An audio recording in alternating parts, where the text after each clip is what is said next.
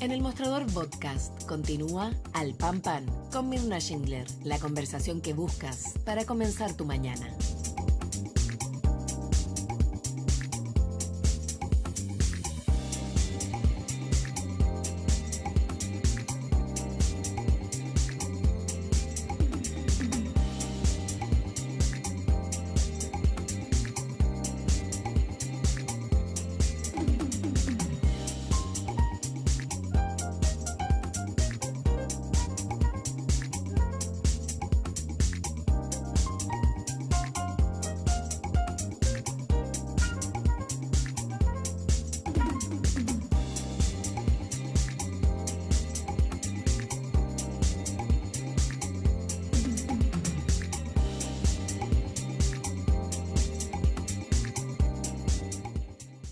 Ya estamos de regreso, vamos directo a conversar con nuestro siguiente entrevistado. Él es doctor en Ingeniería Eléctrica, Sistemas de Potencia, académico, investigador del Centro de Transición Energética de la Facultad de Ingeniería y Ciencias de la Universidad Adolfo Ibáñez y del Centro de Investigación de Energía Solar CERC Chile. Luis Gutiérrez. Luis, gracias por estar con nosotros esta mañana. Hola Mirna, muchas gracias por la invitación. Luis, queremos hablar a fondo, digamos, de lo que ha pasado con las empresas eléctricas de distribución, las que le llevan la luz a la casa, a las personas, pero antes de eso, y por supuesto en él, pero te quiero preguntar, lo primero que te quiero preguntar, ¿qué te parece lo que ha dicho el gerente de Enel, que ha sido el que ha tenido la vocería, ¿no?, de esta crisis, Víctor Tavera, cuando dice que, en definitiva, las personas lo que tienen que hacer es llamar por teléfono para que la empresa actúe? ¿Cómo lo ves? Ya. Bueno, mira, lamentablemente hoy día nosotros tenemos una red eléctrica de distribución que es bastante antigua en cuanto a sistemas de información, ¿ya? Hoy día, dado que no tenemos medición inteligente, digamos, los distintos puntos, que es otro tema que fue súper controversial, ¿cierto?, de hace algunos años atrás, en donde finalmente no se avanzó por distintos motivos y fue súper entendible, digamos, que se hizo una mala llegada a las personas, no se comunicó bien los beneficios de la medición inteligente, pero dado que no tenemos esa visión de lo que pasa en cada una de las casas, efectivamente la empresa se entera de que hay un sector desconectado cuando le llaman por teléfono y reclaman, digamos. Si nosotros hubiéramos, si vemos otros países, ya para no ponerlos de nuevo en el contexto internacional, Perfecto. si vemos, no sé, países como Australia, el Reino Unido, o casi toda Europa, en donde se ha avanzado fuertemente en políticas de digitalización de la red, en donde tenemos medición inteligente prácticamente en todos los clientes, ellos efectivamente tienen un centro de control en donde se despliega, ¿cierto?, todo lo que está ocurriendo en la red y tú puedes ver en línea sectores que están desconectados. Entonces no dependes de que la gente te informe que tiene alguna desconexión, sino que tú puedes ver en línea los sectores que están desconectados, puedes enviar cuadrillas o puedes hacer otras cosas que son más avanzadas todavía, que puede ser reconfiguración de redes, ¿ya? Activar otro tipo de tecnologías que permiten recuperar el servicio. Y solo para dar un dato, en este tipo de países, por ejemplo, los tiempos promedios de desconexión de clientes los miden en minutos. Nosotros los medimos en horas. Ya, ese es un dato súper importante. O sea, tiempos promedios se miden en minutos y nosotros en horas ya. Pero déjame detenerme un ratito ahí, porque quiero preguntarte también, Luis, lo siguiente. Cuando te dice el gerente o vocero, en este caso, ¿no es cierto?, de Enel, que hay que llamar. La gente llama y no les contestan. Si lo peor de todo es que te mandan a una inteligencia artificial que no resuelve absolutamente nada. Entonces, ahí hay otro problema que está afectando, me imagino, a esta crisis. ¿Cómo ves ese punto? Sí, o sea, de todas maneras, los sistemas que hoy día están en funcionamiento probablemente están causando mucha decepción y frustración en los clientes, ¿cierto? Que tratan de efectivamente comunicarse, hay gente que ya lleva varios días y puede llevar varios días más, digamos, siendo súper realista, hay sectores que están súper afectados. Entonces, em, entiendo la decepción, la frustración que esto puede causar y de todas maneras hay que revisar esos procedimientos, digamos. Pero también, dada la magnitud, digamos, del problema, los sistemas están colapsados. Ya, pero la pregunta es, si tú sabes que vamos a tener un sistema que va a colapsar porque, entre otras cosas, tenemos un problema que se llama cambio climático. En Sí. segundo término, tenemos problemas como árboles que no han tenido la mantención que Ujú. requieren, la poda necesaria, etcétera, ¿no? Cables que cruzan la ciudad, sumado a esos cables que cruzan la ciudad, eléctricos estoy hablando, están todos Sí, los sí, sí, cables de las compañías de comunicaciones, cables que están en desuso, correcto. es decir, De eso. un desastre. Si tú Sí. sabes que eso ocurre, ¿uno no esperaría acaso que una empresa tan importante como Enel se prepare para eso? Sí, de todas maneras. Se espera que haya más proactividad, ¿verdad? De todas maneras, o sea, no quiero ser abogado del diablo y puede que sea un poco polémico, que suene como que estoy tratando de defender, pero quizás esto no se comunica tanto a la gente. Las empresas, efectivamente, y no solo en él, para hablar en general, las Ya, empresas tienen planes de mantenimiento y la tarifa, ¿cierto? La remuneración que se le da a las empresas reconoce el mantenimiento, digamos, de las instalaciones. Entonces, por ejemplo, cuando vienen sistemas frontales o cuando sabe que ya se avecina el invierno, se avecinan las primeras lluvias, por ejemplo, las empresas se tornan en plan de emergencia. Y plan de emergencia significa que, por ejemplo, todas las actividades que son de construcción, que son típicas de ir expandiendo la red, de abastecer nuevos clientes, ¿cierto? De nuevas zonas urbanas que tienen que ser abastecidas con la red, eso se pone en pausa y todas esas cuadrillas que son de construcción pasan a mantenimiento y se dedican justamente a hacer inspección de las líneas, reforzar tramos que puedan estar un poco débiles, etcétera. Pero de nuevo, o sea, el nivel de magnitud fue una catástrofe realmente, o sea, lo decía también la empresa, ¿cierto? El nivel de destrucción comparable al terremoto, y es porque nunca se habían registrado vientos de más de 120 kilómetros por hora. Que hoy el récord anterior era como de 74 kilómetros por hora. Entonces, pegó muy fuerte y pegó muy rápido. Yo mismo lo vi en mi casa, como tuve que despertarme en la noche, ¿cierto? Sin luz, también se me cortó, a las 2 de la mañana a sacar una plancha del techo que ya se estaba volando para que no se fuera a la casa del vecino. O sea, eso es algo que no habíamos visto nunca. claro. Si lo que yo te quiero es solamente tratar de llevar en el sentido de que, sabiendo que tenemos una situación muy extrema, esto no es de ahora, o sea, mayo también Sí, tuvimos un problema, tanto así que fue ya multada fueron la multados. empresa, ya fueron multados por más de, si no me equivoco, son 3.500 millones de dólares o de, sí, supongo que son dólares, no creo que sean pesos. Ahí reviso la cifra, pero en definitiva, acá tenemos una empresa que ya está mostrando problemas hace rato. Por eso te vuelvo a decir, ¿qué Sí. es lo que está evidenciando esta nueva crisis?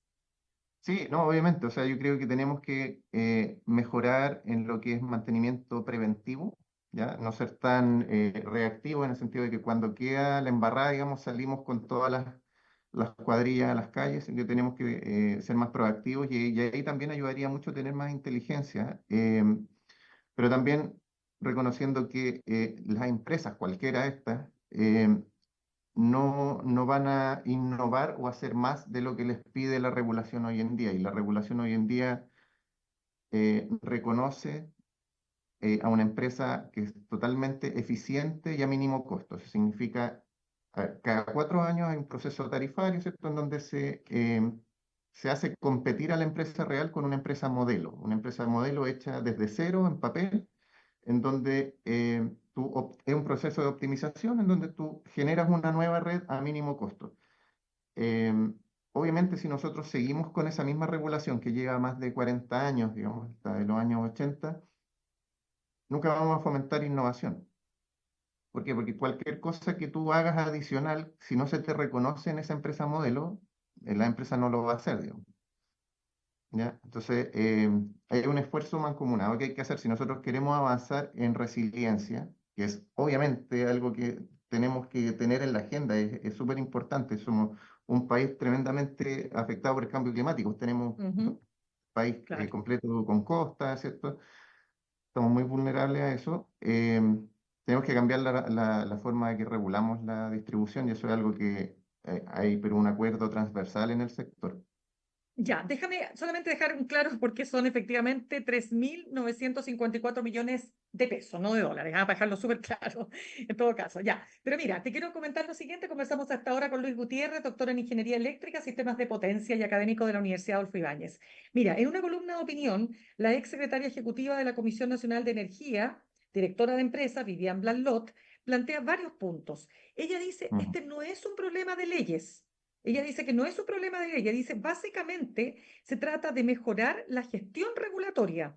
¿Ah? ¿Con qué criterios? Dice más o menos lo que tú estás señalando. Se diseña la empresa modelo en sí, base a la cual se fijan las tarifas de las distribuidoras y ahí hay un montón de temas que tiene que ver con los sistemas de información, dice ella, la redundancia en las líneas de alimentación, los estándares de mantenimiento, los equipamientos para responder a las fallas. ¿Para qué hablar del tema de las comunicaciones? Que es lo otro que sí, estamos claro, comentando. Entonces, sí. cuando hablamos de regulación, ¿qué es lo que tendría que ocurrir aquí? ¿Qué cambios entonces para que hagamos que esta ley que data de hace 40 años tenga sentido con la realidad actual?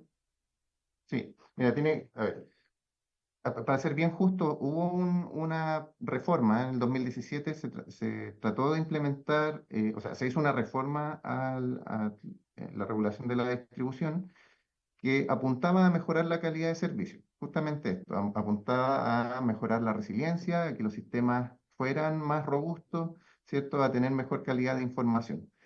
Y eso involucraba, por ejemplo, y quizás el punto más álgido, ¿cierto? Involucraba el despliegue de medidores inteligentes. Y todos sabemos en lo que terminó aquello, ¿cierto? Unos años después esto se trató de implementar. Cuando se hizo el siguiente estudio tarifario, em, y cuando se hizo el estudio tarifario por la Comisión Nacional de Energía, se dieron cuenta que de implementar todas estas medidas que mejoraban, ¿cierto?, la calidad de suministro, la calidad de servicio, la tarifa se disparaba, ¿ya? Porque obviamente, si nosotros queremos redes más robustas, más inteligentes, eso significa plata, y la plata, digamos, tiene que salir de alguna parte, y donde sale, sale de los usuarios, ¿cierto? Siempre, y por lo tanto, la tarifa se disparaba, eso pasadito, digamos, el estallido social, por supuesto, era inaceptable, las tarifas nosotros sabemos que se congelaron, estuvieron congeladas desde entonces. Entonces no era aplicable, no se podía hacer. ¿Ya? Mm. Pero yo creo que hay que retomar esa agenda, y hay que ver de dónde sacamos plata para implementar esas mejoras. Si nosotros vemos, por ejemplo, la cuenta de la luz de una persona cualquiera, esa cuenta, un 20% más o menos corresponde a lo que es distribución. Nosotros podríamos subir ese porcentaje si es que disminuimos en otro porcentaje. El mayor porcentaje, por ejemplo, es generación, ¿cierto? En generación nosotros tenemos contratos bastante antiguos y fósiles que son caros y que hacen que la tarifa suba. El reajuste que se está viendo ahora, ¿cierto? Y que está haciendo que las tarifas y las cuentas de las personas suban, es por un reajuste en generación, ¿ya? El tema de distribución, transmisión, no ha sido lo que está afectando esto, sino que es un reajuste para pagar contratos de generación que se está acumulando una deuda, ¿verdad? Entonces, a ver, nosotros podríamos, a lo mejor si hubieran voluntades políticas, ¿cierto? Buscar acuerdos para tratar de reducir o renegociar esos contratos, que ahora el mix de generación actual es súper renovable, o sea, tenemos un 25% de capacidad instalada solar, por ejemplo, un cuarto de la generación. Pero todavía arrastramos contratos de los años 2000, que son contratos fósiles, ¿ya? Y eso hace que las tarifas sean bastante más altas de lo que podrían ser si es que se hiciera todo de nuevo hoy día. Obviamente hay un tema de que hay que respetar los contratos que se han hecho, pero yo siento que se puede también, a lo mejor si hubieran voluntades de todos lados, renegociar para tratar de disminuir las cuentas y poder darle un margen, ¿cierto?, a que la distribución pueda mejorar, porque ese es el gran talón de Aquiles, yo creo que tiene hoy día el sistema eléctrico, es la distribución, el punto final que llega a la casa. Eso no está Claro. siendo confiable y no tiene los estándares que quiere la gente hoy en día y que se merece la gente hoy día. Ya, mira, en esta columna de opinión está súper interesante también lo que dice Irian Blanlot, porque dice que es una dice es falso y es un argumento que dice que no es solo falso, sino que es abusivo para con la ciudadanía el señalar que el gran problema que tiene la frecuencia de falla y la fragilidad de los sistemas radica en que los tendidos son aéreos y no subterráneos. ¿Y por qué? Porque ella dice que efectivamente en países desarrollados, en los centros urbanos, los tendidos son subterráneos, pero no así en los suburbios. Entonces, no es un argumento válido. ¿Cómo ves tú eso? Ya, mira, pongámoslo más que Ya, juicios de valor, digamos algunas cifras. Por ya. ejemplo, a ver, efectivamente el soterrar redes mejora significativamente la calidad de suministro y es un tema súper simple, porque al no tener postes, ¿cierto? No tienes red aérea, no están expuestos a caídas de árboles, caídas de ramas, choque a postes. Tú sabes, hoy día, sin ningún sistema frontal, hoy día, un día promedio, en Santiago se chocan 5 postes, más o menos. Si tú eliminas eso, obviamente tienes una mejor calidad de suministro, ¿cierto? Puedes llegar de forma más continua a todos los clientes. Si nosotros vemos ejemplos como, ya, para mirar a lo que uno podría aspirarse, los mejores casos, el caso de los Países Bajos o Alemania, ¿cierto? Ujú. Tienen al 2015, o sea, hace casi 10 años atrás, Holanda, Países Bajos ya tenían el 90% de sus redes de media tensión soterradas. Es casi todo subterráneo, la red de media tensión. Y en ese momento, o sea, casi hace 10 años, ellos ya tenían interrupciones promedio de 30 minutos. ¿Ya? 30 minutos. Nosotros tenemos interrupciones promedio, sin ninguna catástrofe eh, extraordinaria, sin terremotos, sin nada fuera de lo común, nosotros tenemos interrupciones de 14 horas por cliente, promedio, al año, ¿ya? Ellos ya tenían 30 minutos hace 9 años atrás. Eh, Ya. hay un gráfico que lo muestra súper bien. Uno puede mostrar, ¿cierto?, el porcentaje de redes subterráneas con respecto a este índice de desconexión de clientes. Mientras más redes subterráneas tiene, menos desconexión de clientes. Eso es así, digamos. Em, Ahora, yo creo que pensar en soterrar todas las redes también no tiene ningún sentido. No tiene sentido económico, ¿cierto? Es demasiado caro. Acuérdense que cada cosa que sale más cara se refleja después en la tarifa. Se traspasan todos los costos. Entonces tampoco hace sentido que la tarifa sea tan alta para todos los clientes para pagar esa mejora en la red. Lo que sí, lo que uno puede ir haciendo es avanzar en soterrar la red de media tensión. ¿Ya? ¿Qué es la media, La red de perdona, qué es la red de media tensión para entender Ya, bien? déjame eso, voy a explicar eso Ya, brevemente. Nosotros en la red de distribución tenemos dos tipos de redes, la red de media tensión y la red de baja tensión. La red de media tensión es, digamos, el troncal.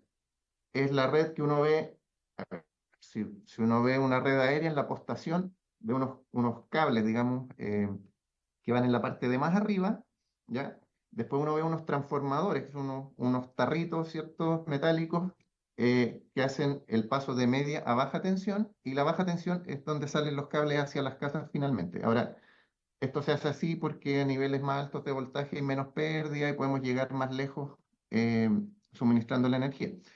El tema es que si nosotros soterramos el troncal, ya resolvemos gran parte del problema. En el caso de Inglaterra, por ejemplo, en Inglaterra es una combinación de redes aéreas y subterráneas, pero la red de media tensión, sobre todo, claro, en los centros urbanos y en casi todas partes, en realidad la red de media tensión, a no ser que sea un sector muy rural, son subterráneas.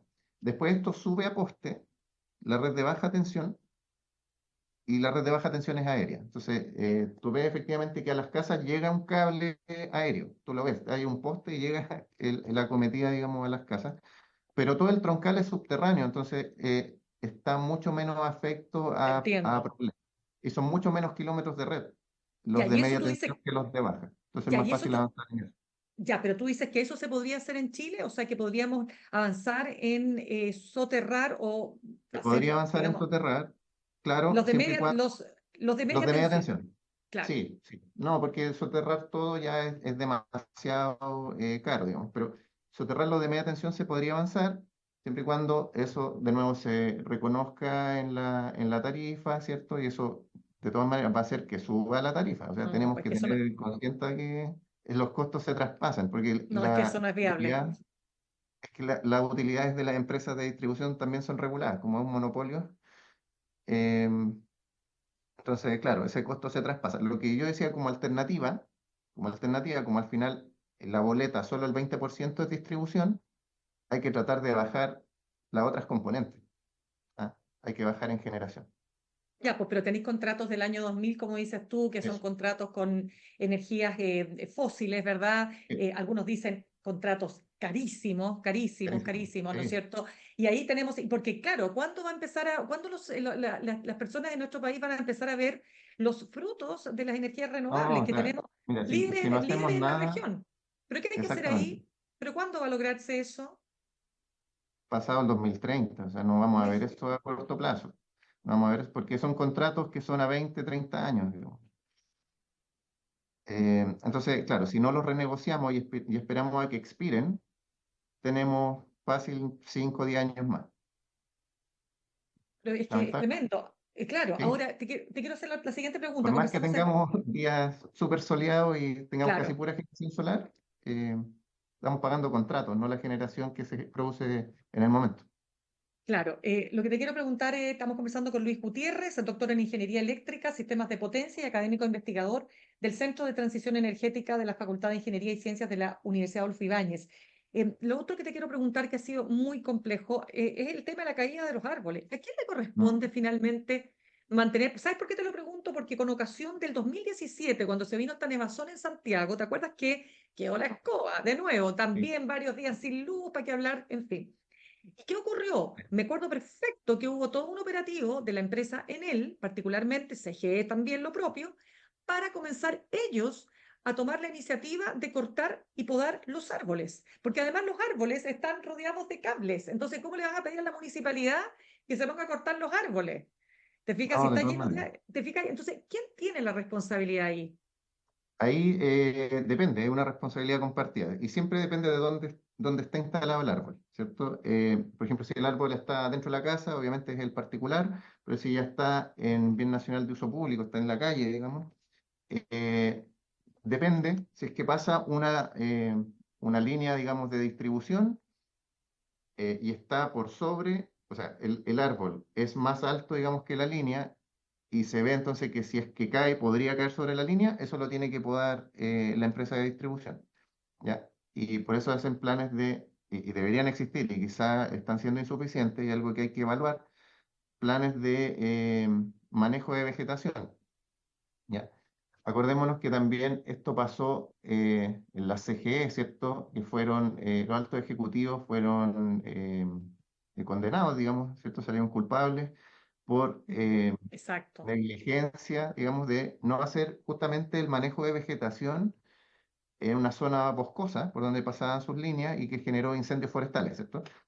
Em, Acá algo parecido, o sea, el responsable, si es que hay un riesgo evidente de que caiga en la línea de distribución, es la empresa de distribución. Ahora, si el árbol es un poco más bajo, está un poco más bajo, ¿cierto? Es la municipalidad. Ahora, cuando efectivamente se genera el problema y cae un árbol sobre la red, la municipalidad no puede intervenir porque es un riesgo evidente, ellos no tienen las capacidades, Por ¿cierto? supuesto. Para ir a intervenir, entonces lo que se hace es un trabajo conjunto. Lo que se pueda despejar, lo despeja la municipalidad y entra, bueno, es un trabajo conjunto porque primero hay que asegurarse que la red esté Sí, desenergizada, claramente. pero Se nos va acabando una el tiempo. responsabilidad conjunta. Correcto. Oye, Luis, una pregunta. Cuando tú dices que esto de los medidores inteligentes finalmente no resultó, no se logró el propósito, hagamos memoria. ¿Qué fue lo que terminó ocurriendo con los llamados medidores inteligentes?